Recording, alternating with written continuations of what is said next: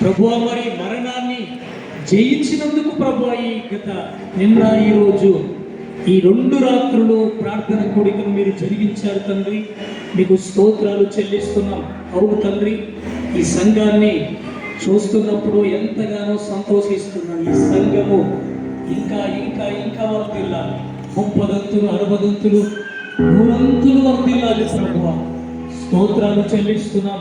ఈ సంఘాన్ని ప్రభువా, ఈ సంఘ సేవకురాలని అలాగే సంఘ పెద్దలను దేవా మరి వారిని మీరు ముట్టండి, దీవించమని ప్రార్థిస్తున్నాం. ఆశీర్వాదకరంగా చేయండి, వారిని దీవెనకరంగా చేయండి ప్రభువా. ఈ ప్రాంతంలో వారు వెలుగుతూ ఉండాలి ప్రభువా.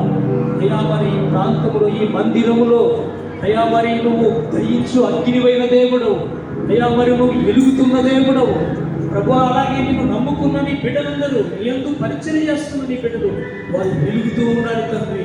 సాయం చేయడానికి అలాగే స్త్రీలు ప్రభువా, ప్రతి ఒక్కరు చిన్నవారు మొదలుకొని చిన్నపిల్లల్ని కూడా చూస్తున్నప్పుడు ప్రభువా, చిన్నపిల్లలు అయ్యా మరి బైబిల్లో లేఖనాలు సెలవిస్తున్నప్పుడు బాలుడు అయ్యా మరి నడవడిచిన ప్రభు మనకి నేర్పాలని సెలవించావు.